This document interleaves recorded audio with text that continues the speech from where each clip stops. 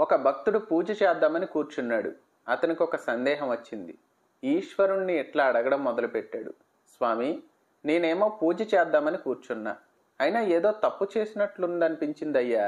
నేను నీకు ఉద్దరి నీళ్లతో అర్ఘ్యమియ్యడమా, ముల్లోకాలను ఆక్రమించిన పాదాలక నీ వస్త్రాన్ని అర్పించడమా, దిగంబరునక అనగా అన్ని దిక్కులా వ్యాపించిన నిన్ను వస్త్రంతో కప్పడమా, పోనీ నీకు సాష్టాంగ నమస్కారం చేద్దామంటే అక్కడా లోపం కనిపిస్తోందయ్యా.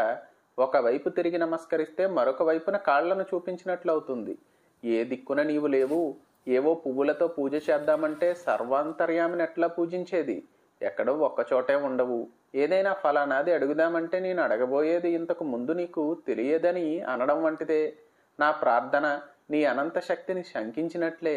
నీవే నేనయ్యానని తెలియక పొగడడం వల్ల నిన్ను తక్కువ చేసినట్లవుతుంది కదయ్యా. అంతా ఉన్నవానిని, అన్నీ తెలిసిన వానిని ఏమని ఎంతని అడగడం ఏమిటి? నీవు సచ్చిదానంద రూపుడవు. నీకంటే వేరైనది ఏదీ లేదని వేదాలు ఘోషిస్తున్నాయి. అయినా ఏవో లోపాలతో ఉంటున్నా. నేను ఒకటని వేదాలు చెప్పినా ఏవో లోపాలు తరుముతున్నాయి నన్ను. నేను నీవంటే భిన్నుడనే భావనను తొలగించగలిగితే నీవు అన్నీ అని, నీవే నేననే భావన కలుగుతుంది నాలో. అనగా అన్నీ నేననే భావన రాని. ఏవో అవి కావాలని ఇవి కావాలని నిన్ను అడగడం లేదు. నాది నాకిమ్ము అంటే స్వస్వరూపాన్ని ప్రసాదించు అని ప్రార్థించాలి. అందుకే సదాశివ బ్రహ్మేంద్రులు శివ మానసిక పూజా స్తోత్రంలో మహ్యం దేచిచ్చ భగవాన్ మదీయమేవ స్వరూపమానందం అనగా సహజ రూపమైన ఆనందాన్ని ప్రసాదించుమని అన్నారు. మనమేం చేస్తున్నాం? నిజ రూపాన్ని విస్మరించాం, ముసుగుతో కూడి ఉన్నాం. మనకు దగ్గర వారిని విడిచినప్పుడు ఎంతో బాధపడతాం. కానీ స్వరూపాన్నే మనం స్మరించడం వల్ల ఎంత బాధపడాలో ఆలోచించండి. మన నిజమైన ఆనందంలో ఎప్పుడు లీనమవుతానని తహతహలాడగలగాలి. పరమాత్మతో కూడాలనే ఆందోళన ఉన్నప్పుడే నిజమైన ప్రేమ పెళ్ళుబుకుతుంది.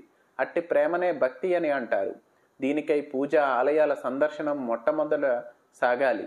ప్రపంచ వ్యవహారాల్లో మునిగి తేలేవారికి పరమాత్మను చింతించడానికై తప్పక ఉపకరిస్తాయి. ఇట్టి స్థితిలో స్వామి ఆలయంలోనే ఉండడు, అంతటా ఉంటాడనే భావన గాని ఉండకపోవచ్చు. అతడు మూల విగ్రహంలో ఉన్నాడని ఇట్టి దశలో భావించినా తప్పులేదు. ప్రసాదం తినివేసి ఏ స్తంభాలకో చేతులను పులుముతూ ఉంటారు. అరెరే, స్వామి లోపల ఉన్నాడు, మనం ఈ పనిని చేస్తున్నామేమిటని భయం పుడుతుంది. కనుక దేవుడు లేడని అనడం కంటే ఆ మాత్రం భయమున్నా చాలు. అట్టి భయభక్తులే మనల్ని క్రమక్రమంగా ఉన్నతులుగా తీర్చిదిద్దుతాయి. రాను రాను అంతటా స్వామి ఉన్నాడనే భావన కలుగుతుంది. రాను రాను అనుభవం పాకాన పడిన కొద్దీ నాది నాకిమ్ము అని అడుగుతాం. అనగా స్వస్వరూపాన్ని గుర్తించేటట్లు అనుగ్రహించమని ప్రార్థిస్తాం. జ్ఞానాంబిక అట్టి అనుగ్రహాన్ని భక్తులపై ప్రసరించుగాక.